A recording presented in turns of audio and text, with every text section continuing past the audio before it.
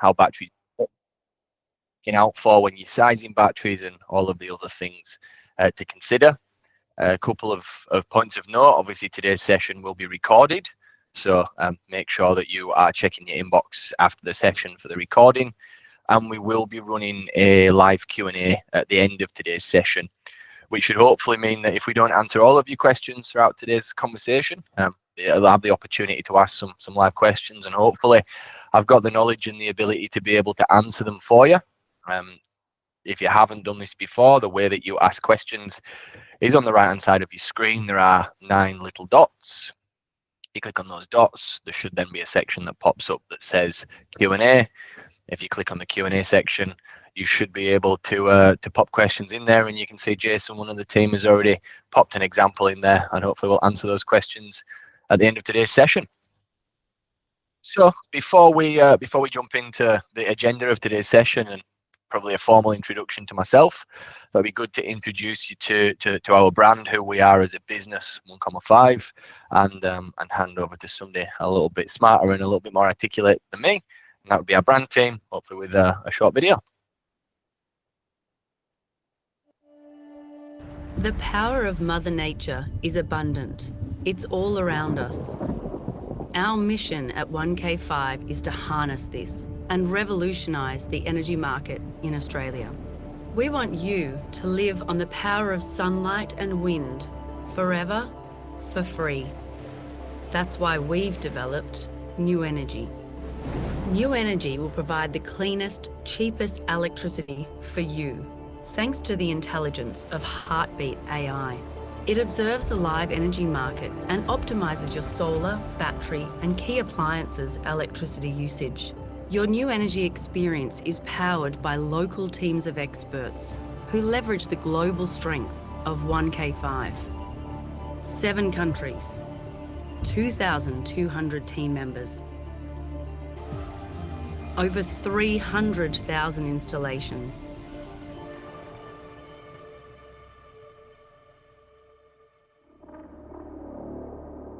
$14 million tonnes of CO2 saved.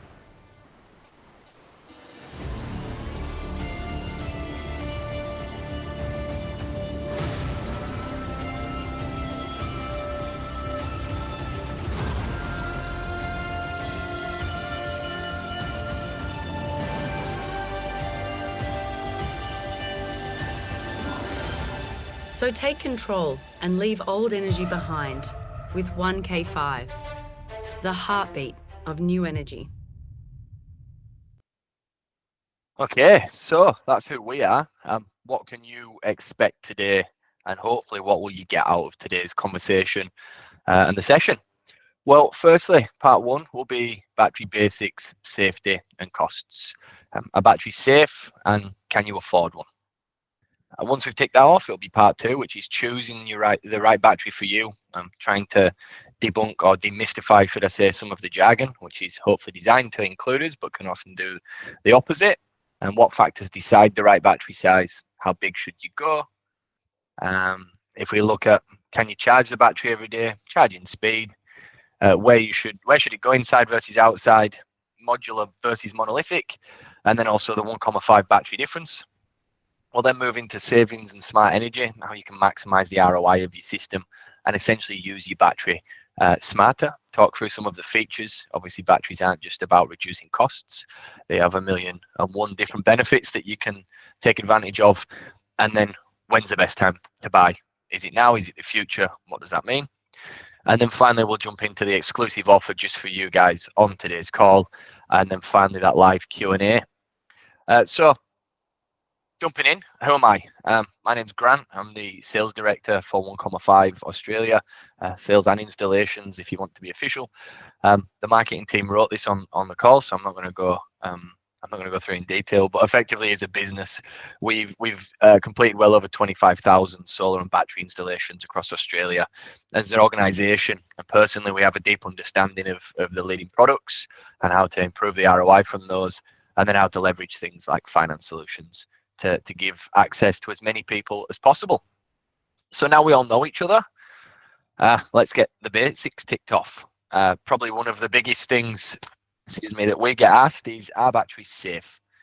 And that's a very, very big question, and obviously one that gathers a lot of attention. If you ask Facebook, you'd be convinced of one way. Unfortunately, these are all real life comments on our various different adverts and posts on Facebook. And as you can see, unfortunately, not the most positive of reception. However, that feedback and that view is generally from quite a small group of people, but it is the messaging out there. If you look at the media, you will also get a similar story. I liken anything in the media, I always refer to it as similar to shark attacks. They happen, they're a reality, but they happen quite infrequently. And when they do happen, the news takes hold of them and people like to talk through the stories. So what do the statistics state? Well, unfortunately, we don't have up-to-date statistics from the last 12 months.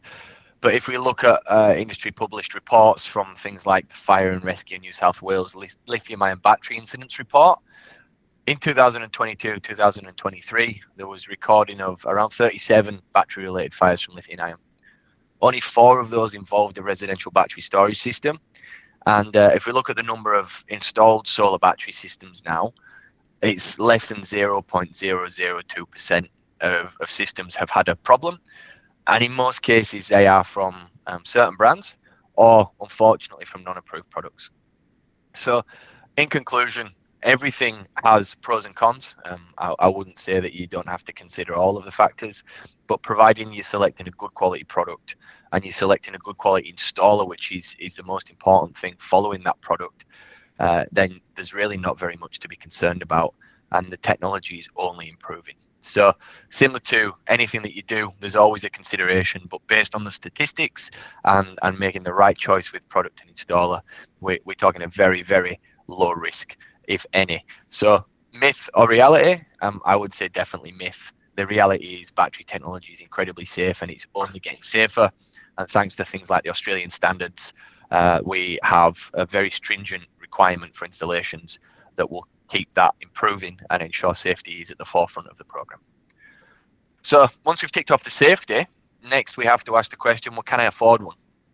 And why is 2025 so different?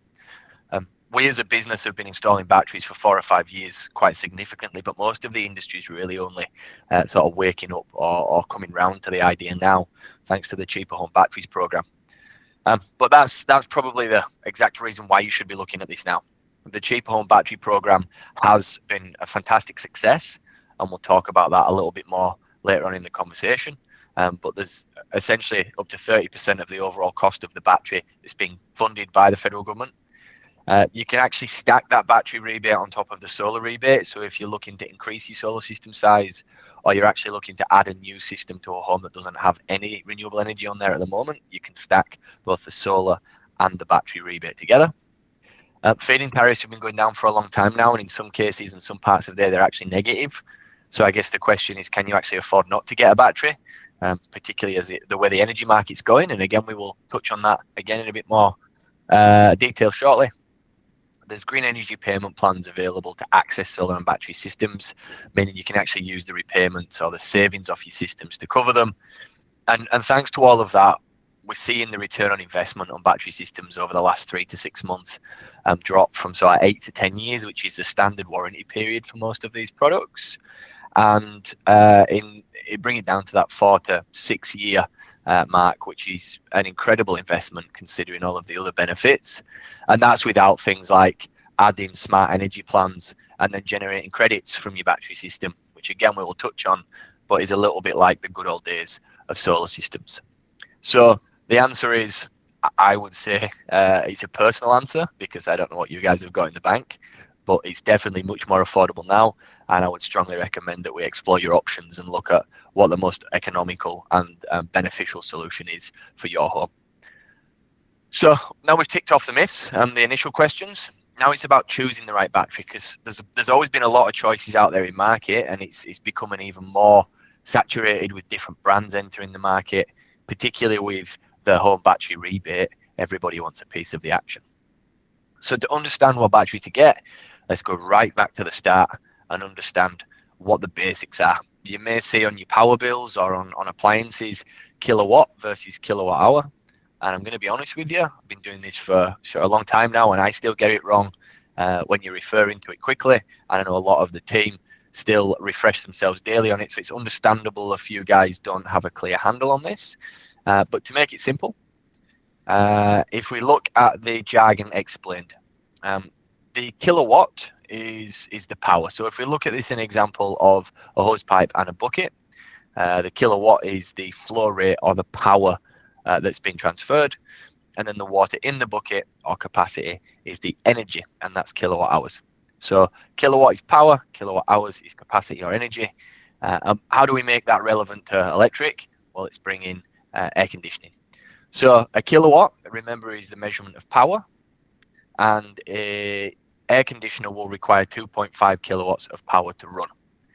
The kilowatt hour, or the energy that's needed for that, is if the system's used for 4 hours and it's drawing 2.5 kilowatts, then it will consume 10 kilowatt hours of electricity. And that's what you then get charged for.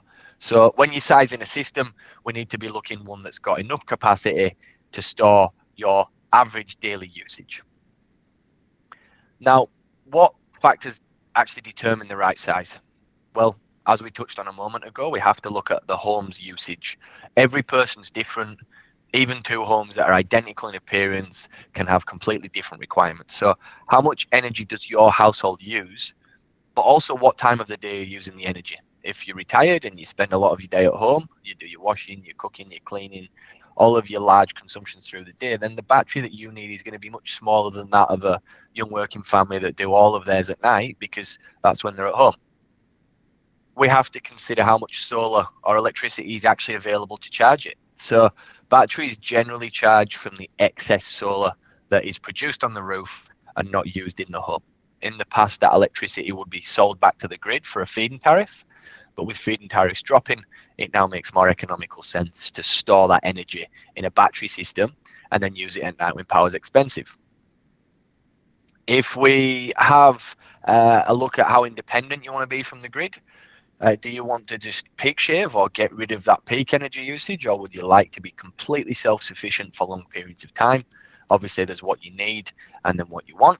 They're also two different things in most cases. The battery's depth of discharge, a little bit more complicated, but some batteries have a limit on how much you can discharge them. In the past, with lead cell or wet cell batteries, for example, you really shouldn't have taken batteries down to less than 50% of the battery capacity, because it could damage the cells. But as technology advances, that's not really a problem. So it's more about how much of the storage system do you want to use. And then finally, the big question is, well, what's your budget? If you had a budget 12 months ago for a battery, by default, you should now be able to afford a 30% larger storage system, because the Cheap Home Battery Program is live and being very successful. But generally speaking, they're the sort of basic things to consider when you're going to size a battery. So once you've understood how to size it, then we have to consider how big your battery should be. And I would look at this as there's two ways you can consider what's needed. There's the first way, or the first option, which is to cover that average daily usage. How much energy does your home use in a 24-hour period? How much energy would your home use over and above what the solar system's covering? So that's that evening or nighttime usage outside of sunlight hours. And then maybe a 10 or a 15% buffer over and above that for days when there's a little bit of cloud cover. Or some things that we don't often consider is, as the battery ages and it starts to degrade in its efficiency, do you have enough storage to cover you for the next 10 years instead of just on the initial efficiency of the storage system? So that's option one. Option two is then go bigger, have more freedom, have more protection and more options. So there's VPPs are a big buzzword right now in market. It's one of the requirements of the Cheaper Home Batteries program. You can trade energy with VPPs or access wholesale energy costs, reduce your electricity prices through selling a little bit back, or if you're lucky enough and have the right size system and the right market conditions, actually generate some credits. You want to power your home for longer. So if there's bad weather or blackouts, as it says in point 3, you want to make sure that your battery system can provide you with more than just that 12 hours of energy. In some cases, you might want to go for 1 or 2 days without any sunlight. In the past, battery technology, it was specific to be off-grid. You would need certain types of products to be off-grid. As battery technology advances, we're actually seeing more and more of our customers are taking hybrid systems, which is a standard solar and battery system, and then being able to operate independently of the grid for days at a time. Over the last few years, we've had 2 once in 100-year weather events in 12 months, particularly in southeast Queensland, where power was out for several days. That's where having a much larger battery system is going to provide you with much more benefit and provide additional benefits over and above the financial savings, such as stopping your fridge freezer from defrosting in prolonged periods of time, and then having the cost of replacing the entire contents of said fridge or freezer. So really the 2 things to consider: do you want to get rid of your bill, or do you want to get rid of future costs? The next question is, once we've dictated the size or decided on the size, is can you charge it every single day? And again, we've got 2 ways of charging a battery.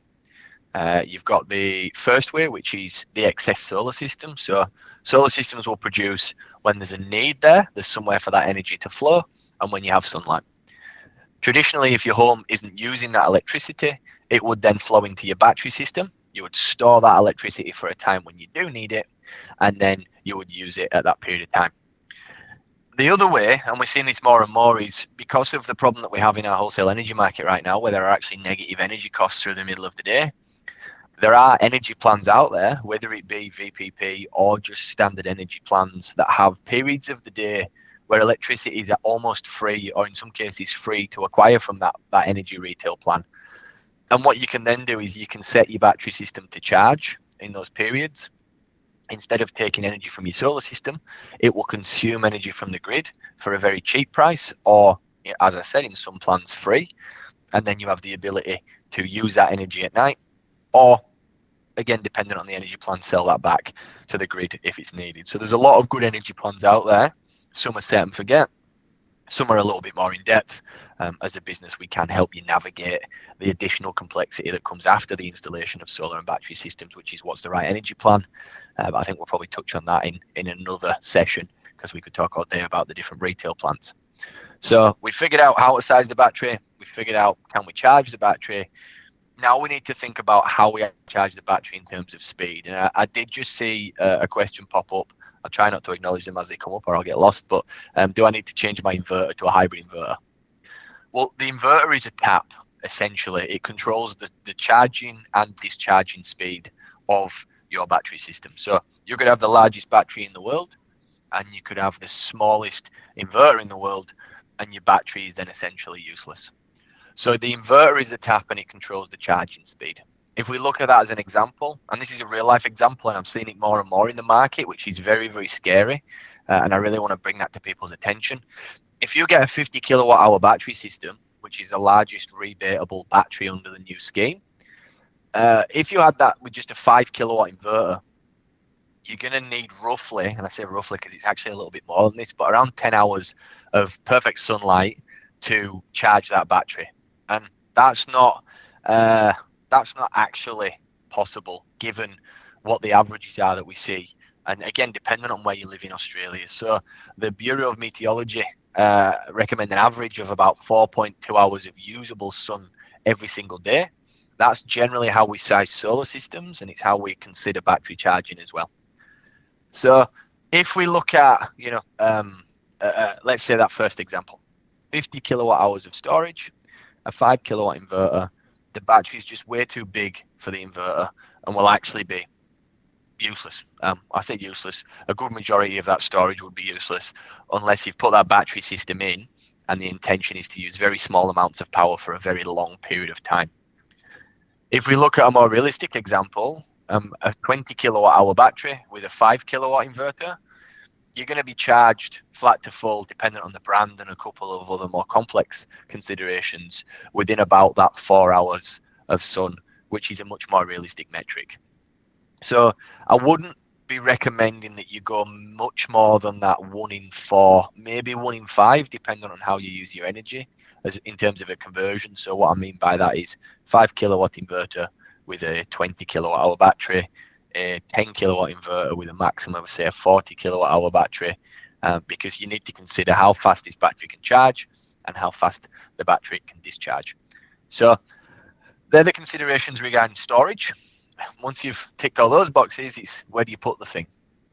There are certain things that we have to consider when installing a battery system, particularly regarding location.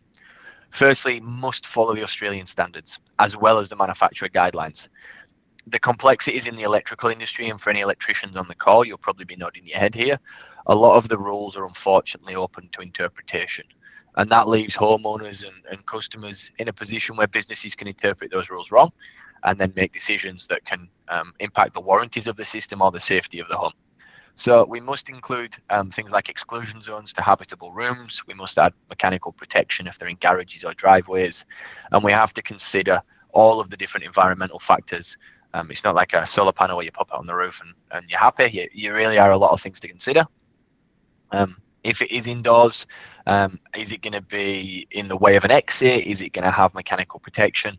But it is also going to provide additional security and longevity of the product. You know, the Australian sun is a formidable beast, and we have to make sure that we consider that in locations. But outside is also an option, dependent on the type of IP protection. So if we look at 3 different options for batteries, I will bring them all up. We have outside, which is a good option. I would be recommending no less than an IP55 rated product, which means it is protected for outside, but you should be looking at IP65 if you can get it. The IP rating is a standard of protection from things like dust and moisture. Even if it's an IP65 rated battery like the one that we offer, I would strongly recommend you do consider a cover if it's in direct sunlight, because sun is, again, incredibly powerful and can cause even just discoloring. These are relatively large investments, so make sure that you're protecting them. The better option would be, again, outside but under shade or in protection, so you can put covers over the top of them, as I alluded to.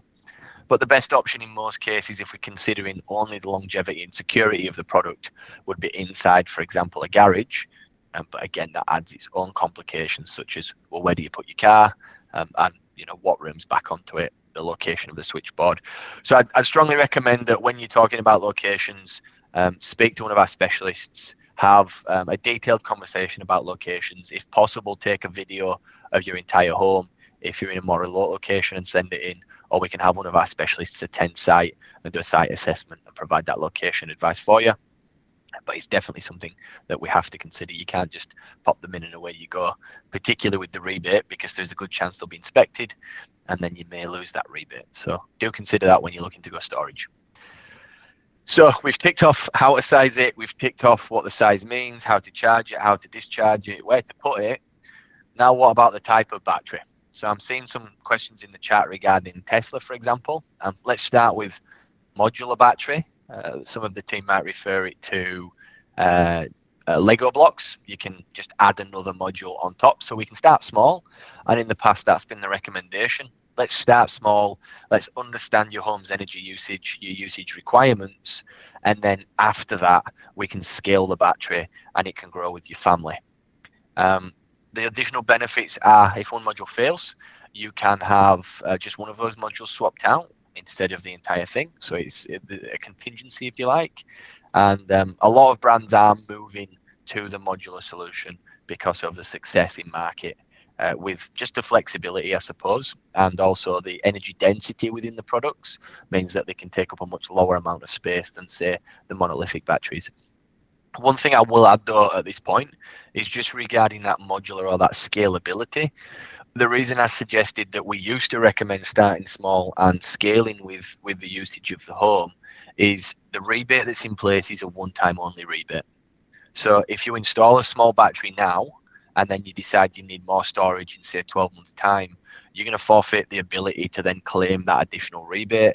So we are recommending customers consider the largest possible storage solution that they can afford and that makes sense for them. Just because you've got the money doesn't necessarily mean you should spend it. We'll help you make that decision. But do consider, if you do decide to do this, whether you're solving today's problems or potentially what's coming, which is full electrification and more reliance on self-sufficiency. After we've considered the modular battery, we then have the monolithic or sort of single battery modules. They can be simple, easy to install, look really aesthetically pleasing, considering, particularly some of the brands. We'll mention Tesla again because, they're a big brand out there. But expanding does mean that you're buying a whole new unit. Thankfully, you can stack them in front in some cases. But with other products like, say, for example, M-Phase or Solar Edge monolithic batteries, they actually have to be installed next to each other, meaning if you want to go big, you're going to lose an entire wall of your home or space. Don't get me wrong, they look pretty impressive, but they're not as versatile when it comes to location and expansion. So pros and cons of both. The industry tends to be moving more towards that modular battery solution, which in my opinion is a good thing, but time will tell. So a little bit of a plug on what we do. I'll do it with no shame. We actually do provide the entire solution. So not only do we provide the product itself, the 1,5 battery, but we install it, we maintain it, we service it, and then we will also help you optimize it down the line. So what makes our product different? As mentioned, brands are moving towards the modular design. So 8.2 kilowatt hours all the way up to 37.8 kilowatt hours, which is a very large battery. It is optimized for microcycles or integration with wholesale.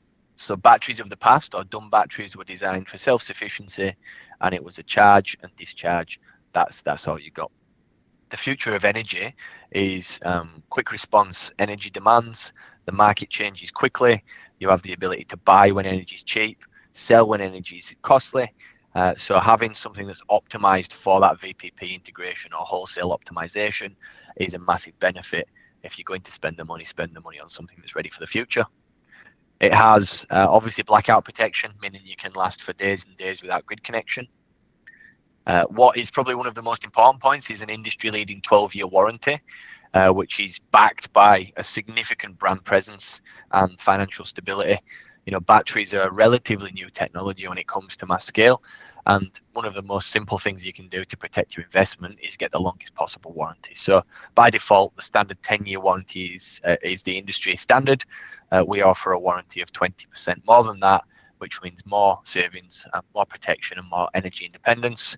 And again, ready for Heartbeat AI, which is our very own energy management software, already winning awards over in Europe and very soon to be on shore in Australia. So we've understood the myths, we've figured out some of the basics, the battery sizings. Now it's how do we maximize the ROI of these products? How do you get the very most out of the tool that you're hopefully going to install? And how do you make sure it's the right system for you, I suppose? So if we look at solar, how solar has historically been leveraged, you would put a very large solar system in, bigger than you need potentially, and then sell that energy back to the grid. You would get a feed-in tariff for that. And when the first early adopters of solar systems, just like you guys are right now with batteries, were putting their solar systems on, they were getting 50, 60 cents a kilowatt hour. And I'm very, very happy with the returns. Those feed-in tariffs have dropped off from 50 cents to 40 cents and 30s and 20s. And in Victoria, we're now sitting at 0.02 cents a kilowatt hour is the default market offering or something crazy like that. You may have seen sun tax, you may have seen being charged for your energy. So having a battery system will improve the ROI of your solar system.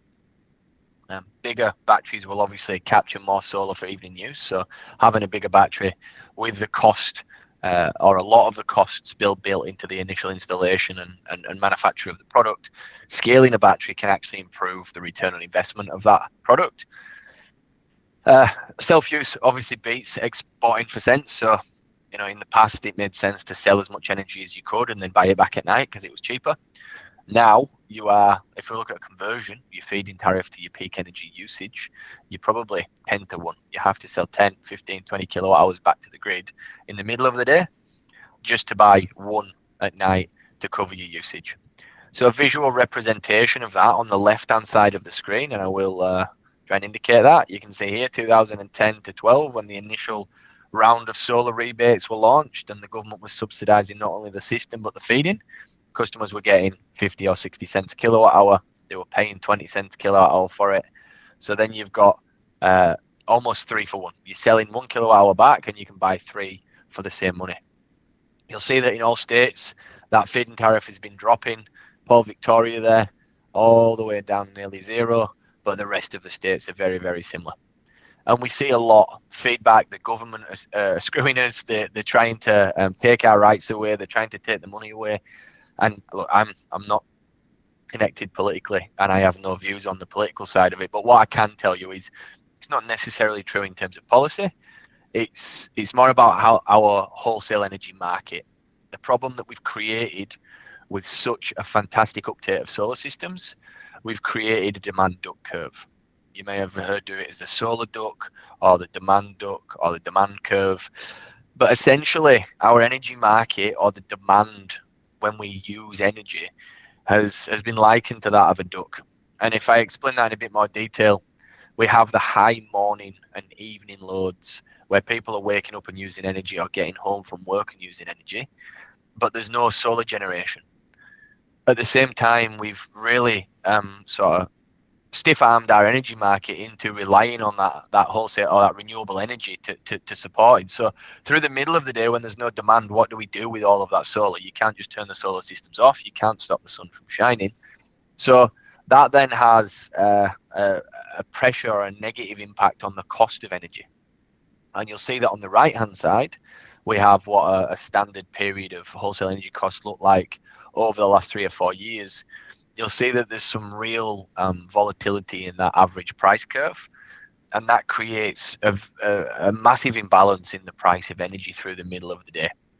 So when there's high PV generation, too much supply, when we have a supply and demand problem, we have a drop in price, and that's why feed-in tariffs are dropping. It makes no sense for the retailers or the generators to produce energy, buy energy and sell it to you, or buy it from you at a cost when they're being charged to do that in the market. Conversely, at peak times, we're seeing energy tariffs now change to time of use.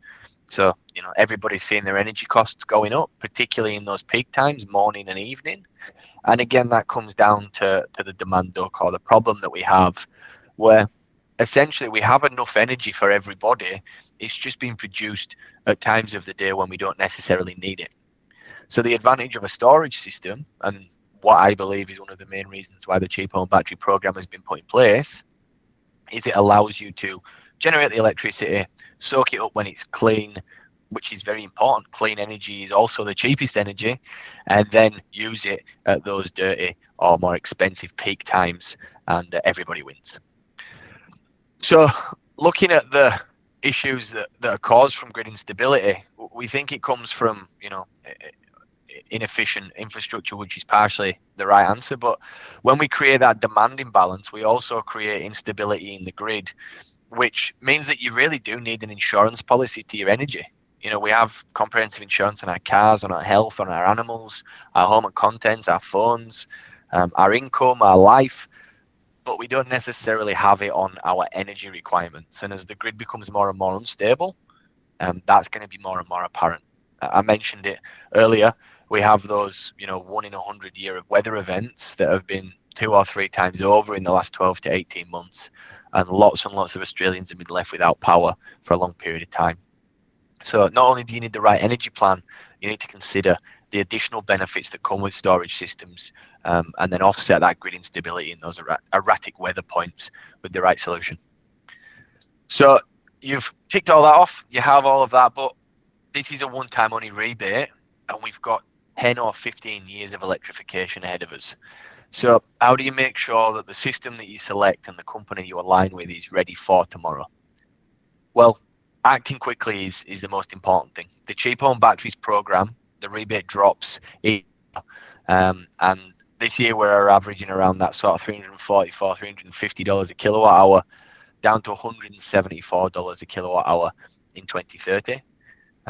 Demand is incredibly high right now, and I don't see any chance of it slowing. So whether the rebate amount is still available in 2030 is a big question that we have to discuss. Make the rebate count. lock in the maximum savings and the maximum long-term energy costs. So if you're doing this and you're doing this for the future in mind, well, then do it with the future at the front of that decision. Don't just buy what you need now. Buy what is going to hopefully take you away from that reliance on the grid for a long period of time. And consider things like your needs growing with electrification. EVs are becoming more and more part of our day. Hot water, heating and cooling are all moving to electrification away from gas. And all of that then means that your electrical load in the home is going to increase. So make sure that is in part of your decision. And then also make sure that you do it whilst the rebate's still around. And what I mean by that is obviously the more and more the rebate is adopted, the more chance there is of policy change. We'll touch on that in a moment. But when we talk about the future, we talk about also being one of those early adopters now and taking advantage of wholesale energy plans, VPPs, and leveraging, turning the problem that we have right now, which is an unstable grid, into an opportunity to increase ROI, maximize savings.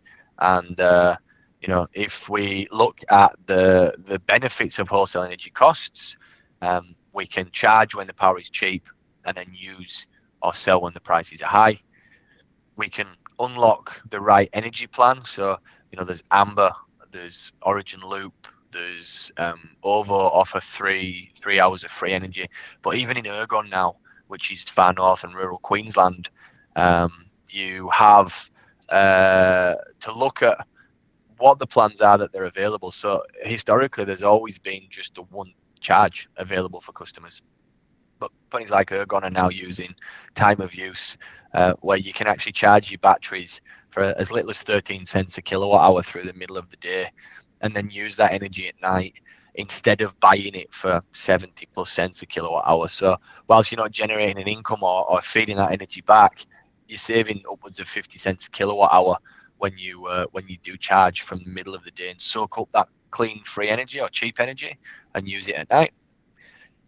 Battery, as we said, can become energy traders from your home. So like if you want to get really complex, the wholesale energy market can be likened to that of the stock market. It's a supply and demand. It changes every sort of 5 minutes on the spot price. And if you've got the right technology and the right plans available, you can actually turn that into an income. And these are real life examples of customers' energy sort of snapshots in time, where energy's been as low as -1 cent to buy. So over the last couple of weeks in Queensland, we've seen customers actually being able to charge their batteries and getting paid for it. And then on the flip side, we see periods where you can actually sell that energy back to the grid for as much as $11 or even $19 a kilowatt hour and actually turn this into a credit. Now, it is worth noting that everybody's situation is different. If you haven't got the right size battery or the right size inverter or the right energy plan, you're not going to see that. And the wholesale market is completely unpredictable, so there's no guarantee of any returns on a case-by-case basis. But what you can see, and we've seen this with our own customers and employees as well, if you size the system right and you give it enough time, you will be in front more often than not. So not only are you getting rid of your energy bills, you're also putting yourself in a position where you are essentially trading energy, or at least selling a little bit back through standard plans like Origin Loop or some of the others out there, and adding a little bit of extra credit to the system, which will again go towards offsetting that cost and essentially cheaper overall cost of installation for the product. So when's the best time to buy? A very hard question to answer in most cases. But if we look at what the market conditions that we have right now are, the federal rebate or the amount that's been announced as being available decreases as every battery is installed, a piece of that rebate is claimed, and the rebate has been announced as being, let's say, uncapped. It's there until 2030. But there's also been an announcement that there's $2.3 billion of funding available. So as demand rises, we've seen stock shortages. Similar to timing the market for buying a house, there's never really an ability to time the market. You buy when you buy. Don't try and pick the perfect spot in the future, because there's always opportunity costs and unforeseen situations that you will miss. But at the current rate, based on that $2.3 billion that's been announced, and the fact that we've had 50,000 home batteries connected since the launch of the program. Rough figures are estimated to be mid-2026 when the current round of funding would be exhausted. That's using some very rudimentary numbers. Obviously, there's a lot of assumptions being made in this, and I think that's the key message to come out of this part of the presentation is none of us really know what will happen with the funding. We've been told that it is uncapped. We've been told that 2.3 billion has been assigned to it. What could happen and what has happened in rebate schemes in the past is the rebate is so successful that the rules are changed a little bit and the amount that you can claim is reduced, meaning more batteries are added, but each person gets a smaller piece of the pie. What is certain is there is really no certainty on that. So the best time to buy would be now, whilst we know the rules of the game that we're playing. We know what the rebate amount is. We know what we have to do to claim that. And we know that there's no announcements in the very short term to change that policy. So given that we're coming into the craziest part of the year, generally speaking, that's when most business is done. I would imagine installation dates are going to blow out very quickly. Stock is going to become tight again. And ultimately, a failure to act could be a failure to participate. So keep that in mind. This isn't about scaring anybody to do anything. It's about doing it with your eyes wide open and making sure that you take advantage of it as quickly as possible. So I suppose for you, what we're doing to try and make this easier for you guys to get the best and the biggest battery possible is we do have some exclusive offers available for today's session. Those offers are a combination of exclusive as well as already in market. So if I go through them, for 1.5 batteries only, for people that purchase our equipment only, if you purchase 5 or 6 modules, you'll get one bonus module added. So if you purchase a 20 kilowatt hour battery, we will actually install a 25 kilowatt hour battery for you. If you go even larger than that and you actually increase up to our maximum stack range and you purchase 7 or 8 modules, which is 30 or 29.8 or 33 kilowatt hours of battery, we'll actually give you that additional bonus module as well as either a $500 cash back for the 7 modules or a $1,500 cash back after installation for the larger, what we're calling the maximum stack system. So that's really maximizing the rebate, taking advantage of the future. But for exclusive, for those of you on the call, webinar attendees only, we will also be offering an additional $1,000 discount for all purchases, regardless of the product type, providing you do proceed by the end of the month, so 30th of September. You will just need to quote Battery Bootcamp to the consultant that you deal with, and they will add that to the contract. So for those of you that have already spoken to one of our team, we'll be reaching out shortly. Those of you that haven't had the pleasure, let's lock in the consultation to make sure that we can provide you with the right solution, and let's make it as affordable and as economical as possible to be completely self-sufficient. So that's my part over and done with, or I say the part that's been scripted, if you like. The next piece is to answer a lot of those questions, and I apologize if I've seemed a little bit distracted at times. There have been questions coming through thick and fast, and I've been trying my hardest not to answer them in real time. But what we have done is we've pulled all of those questions out. We have added them to a list, and I'm gonna run through and hopefully answer them in real time now and provide you guys with a little bit of clarity.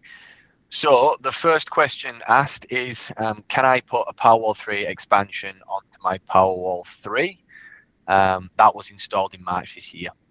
So that's the simple answer is yes. The Powerwall 3 expansion has just been CEC approved recently, or is very, very close to being ready for installation. We started installing a few recently as soon as we got that approval.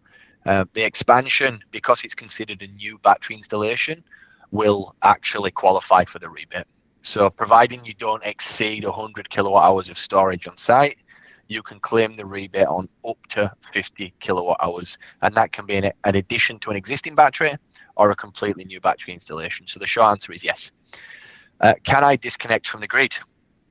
Again, short answer is yes. So, but it's risky. Like, you have to ask yourself, what's the reason that you want to disconnect from the grid? if you do disconnect from the grid completely, you are fully reliant on the technology that's been installed to provide all of your energy needs. You have to get a little bit more complex in what you think about, i.e., what are your peak loads? When do you use the most amount of energy? Can the solar system and battery system that you install provide not just the energy or the capacity, but also the power needed to provide you with that electricity? So the answer is yes in theory, but it's a much more complex equation. I definitely recommend speaking to a specialist to get the can you disconnect from the grid answered. Have underlying costs changed with the introduction of the rebate scheme, i.e., if you ignore the rebates, has the volume of new installations driven prices up or down? Great question. What we're finding is that everybody is obviously taking a little piece of the pie. So manufacturers have increased their products at the beginning. As soon as it was announced, we saw lots of products going up in price. We haven't necessarily seen that that happen recently in the last month or two. But along with battery costs, we're also seeing racking costs, wiring costs, installer costs go up. As I mean, it's a relatively complex equation to install solar and battery systems, and good is not cheap and cheap is not good. So there's a lot of businesses out there that have been doing this incredibly skinny for a very long time. I would recommend dealing with a company that's going to make a decent margin to provide you with services long term. So yeah, short answer, underlying costs haven't changed too much other than that initial increase in raw cost of stock. I don't know what will happen in the future. Supply and demand is a very interesting game. You would hope that as more and more things happen and efficiencies happen, it would reduce costs, but it's also a rebate rush at the moment.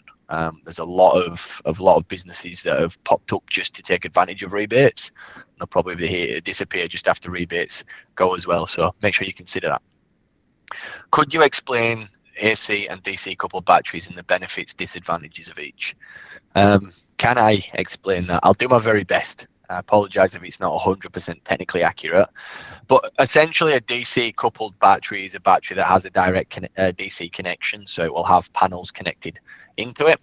If we take 1,5 battery, for example, it can be installed in a DC coupled solution, i.e. you have the battery installed with the hybrid inverter managing that battery, and then you have panels coming in from the roof connected directly to the inverter and battery system.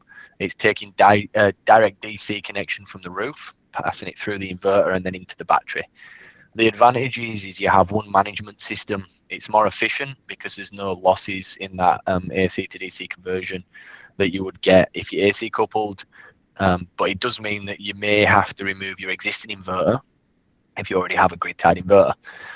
AC coupled means that it goes onto the AC side of the inverter. So if you have an existing solar system with a grid-tied inverter, for example, that will produce your electricity from your solar system.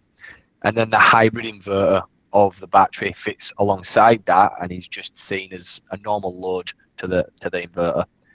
The battery says, I need to charge.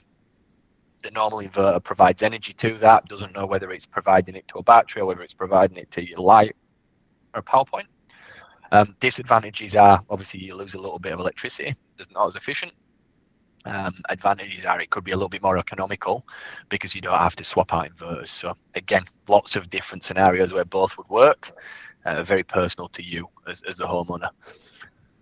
Can you please outline the considerations when using three-phase power? Well, it depends on what those considerations are. Are you talking about is three-phase power good for the home, for batteries?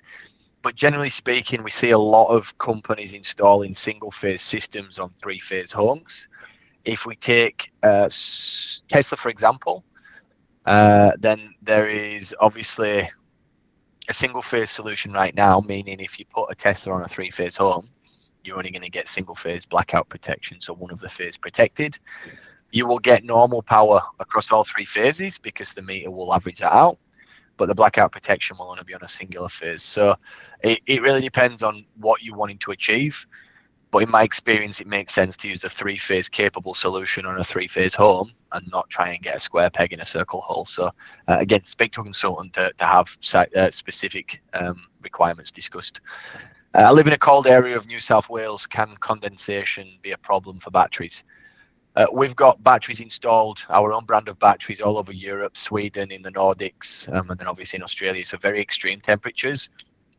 Cold can impact obviously efficiency or storage of products, but generally most batteries will have a temperature coefficient on them, and that's somewhere in the region of around -5 up to sort of 58 degrees Celsius. So the brand of battery will be a very big consideration in where you install them and the temperatures that they're going to be installed.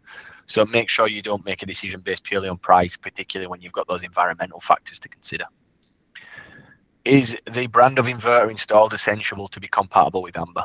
Yes. So the inverter itself is the brains of the system.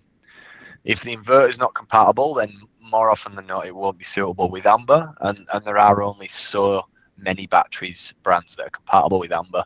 And the reason for that is it's quite a complex equation getting products to work and work effectively with the wholesale market. So make sure you select not only the brand of inverter that's going to be suitable for your product, but also for the energy plan that you're looking to connect to post installation.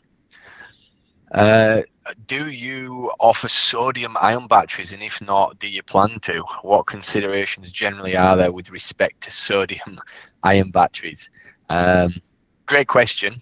The answer is going to be a personal one because I don't have a professional view on this. There's a lot of different battery technologies that are out there at the moment.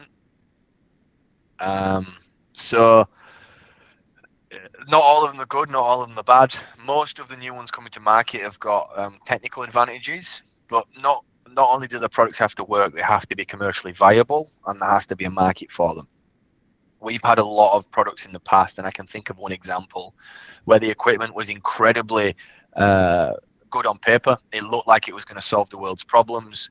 We had a very high ticket client that was adamant he wanted to use this product. He spent $140,000 on installing it when he only needed to spend about 70 or 80,000. It was a big site, so don't be scared that your system's going to cost 70 or 80 grand. We installed the system, and then 2 months later, the business that made that product went out of business because it just wasn't at that commercial viability for the technology.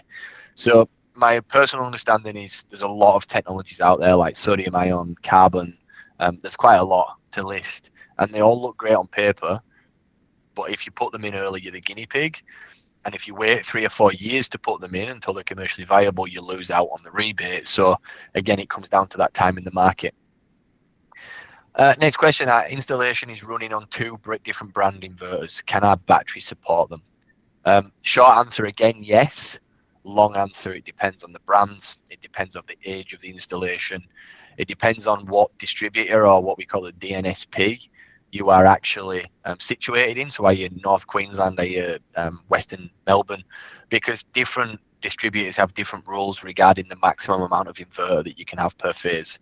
So very site specific, but again, if we go back to that AC and DC coupled question, I would strongly recommend that we try and consolidate everything into one inverter if possible, and then you only have one point of command, a single source of efficiency, and much better visibility on the system's performance. Lots and lots of questions to come in. I will do my best to answer as many as I can in the next 6 minutes, but we are going to have to wrap up soon, guys. May I know what is the cost for a 10 kilowatt inverter and a 40 kilowatt hour battery with backup? The question that I would ask in response to that is absolutely. Are you single phase or 3-phase? Do you need switchboard works? Do we have to do any rewiring of your existing system? Are you single phase, single story or double story? What brand of systems do you already have? Would you like to get solar panels as well? Like it scares me that there's a lot of businesses out there that just advertise the price and it's a cookie cutter solution. On average, if the original full cost of the system is any less than around $1,000 to $1,200 a kilowatt hour before the rebate, then something's missing. The installation is going to be of a lower quality. The product's not going to be completely top tier. And they're the 2 things to really consider. So I would urge you, if you haven't yet had a conversation with one of our consultants to get priced, then let's talk.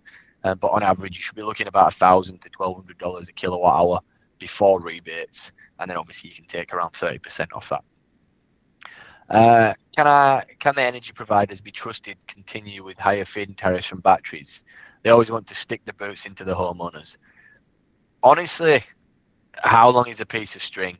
we're trying to solve a problem here, adding storage systems. The intention of that is to flatten out the energy market volatility, provide some consistency in supply and demand, which will ultimately then supply some consistency to the pricing. And that's the end goal. For everybody, the cheapest and cleanest electricity. So it's not necessarily the energy providers. They definitely have a piece to play in this, but it's more what happens in the market after we've added that stability. And the logical answer is once we've added enough batteries, the market should be a much less volatile playing field. But we're a long way away from that yet. We have a long way to go. We have a lot of changes in, for example, power stations to be decommissioned, which means the sooner you do this, the bigger the advantages in the wholesale market, but also the more protected you are. Do installing Upper Hunter in New South Wales? Absolutely. We are, for all intents and purposes, a national company.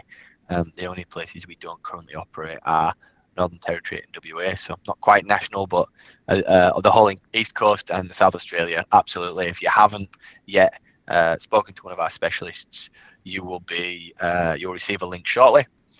Do that batteries need to be fully charged each day, and what the considerations if not? Absolutely not.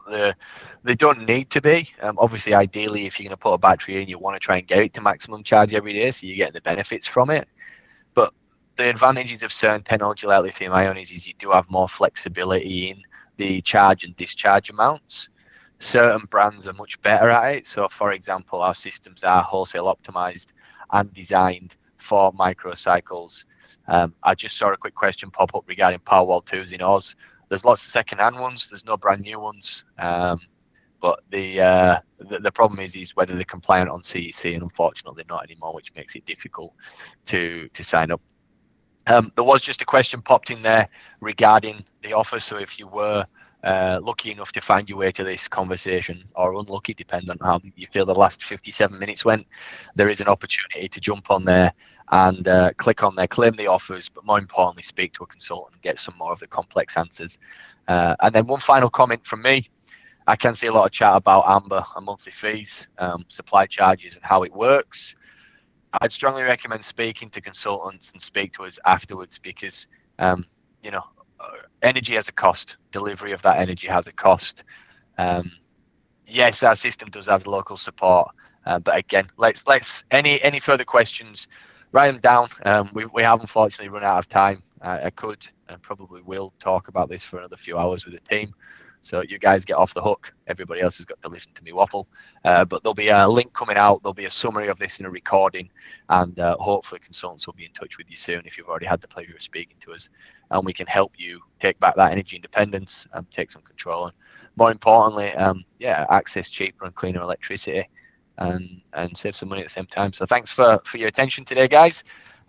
Looking forward to seeing you all as part of the family. And I'll leave you on that next steps page as we close out. Have a wonderful afternoon and wishing you all the best.